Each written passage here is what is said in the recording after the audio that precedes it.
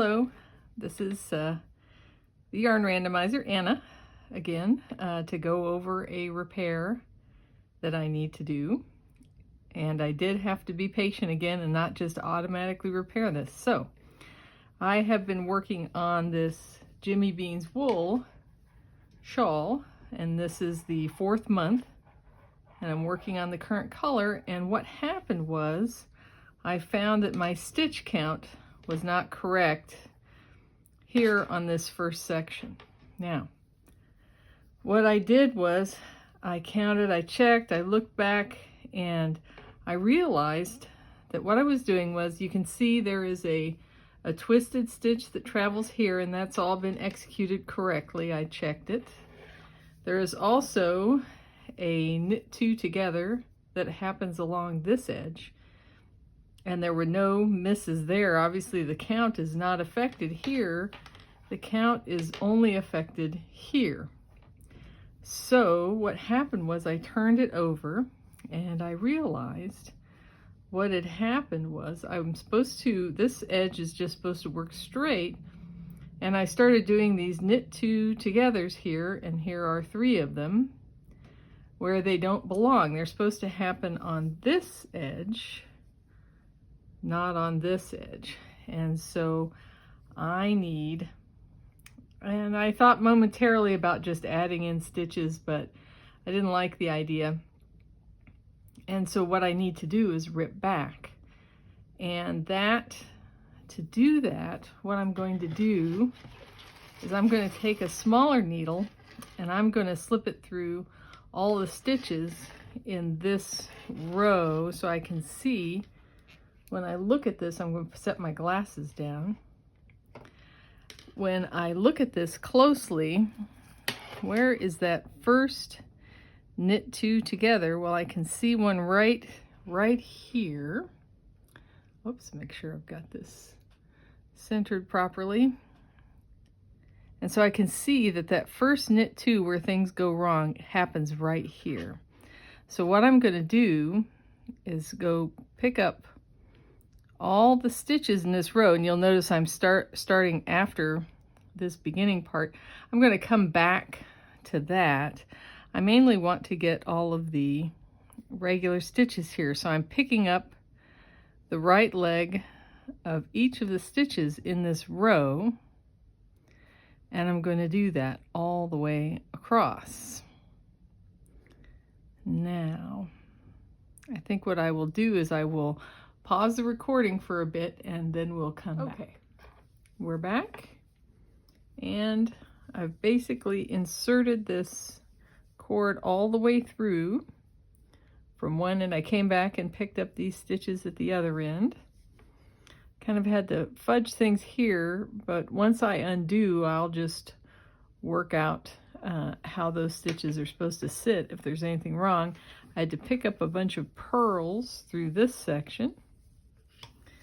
And then at the end here again, it's a little not completely clear at the end, but I just put in a hold a stitch at the edge just to hold on to it for when I undo it.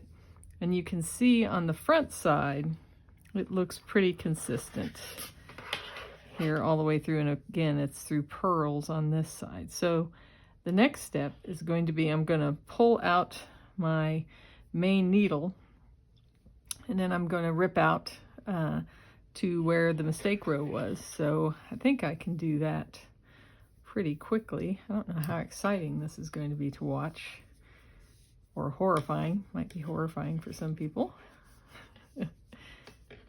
Maybe this could be sort of like a horror movie for folks, for knitters. Horror movies for knitters. There's a whole idea. I bet I can just imagine like a pair of scissors cutting through some recently knit sweater, and some that like Friday the 13th music playing in the background would do the trick. All right. I'm going to set down my regular needle, and so now I'm basically just going to pull this all out, and we'll go from there. maybe I can speed this process up a little bit here. Let's see. Let's just keep pulling. I do like that idea of horror movies for knitters. That could be almost like a little comic. Let's see, let's hold that needle there so it makes a little less noise. So it looks like I'm going to have to redo, somewhere around 10 rows. I've been working on this in different kind of circumstances, riding around in the car with my husband driving, or here and there. And obviously on the more recent rows, I at least got distracted at some point. Okay, let's see. Now I'm going to put my glasses back on so I can kind of get a better look at what's going on here. And it looks like I've come down to the row that I'm interested in working on. Okay, so there we have it. I've undone back down to, now see, I've got a loose stitch here, but that'll be easy to pick up as I come across, and I'll probably put in a stitch marker, a little light bulb stitch marker to hold that. But basically, not too painful to rip out. Now I'll straighten out the yarn and I'll rework those rows. And that's a way to kind of tear back. If you've got multiple rows to frog, just take a finer needle, slip it through, and even if you don't get your stitches oriented correctly, you can straighten that out. As I've talked about before, here I'll show it to you. You'll always know if your stitches are oriented correctly, if the yarn coming over the front should lead over this way. If you look at it, so you can see that. And the yarn running over the back should go to this side, to the left. And you'll know your stitch is properly oriented. So even if you didn't pick it up correctly, you can just straighten that up on the fly.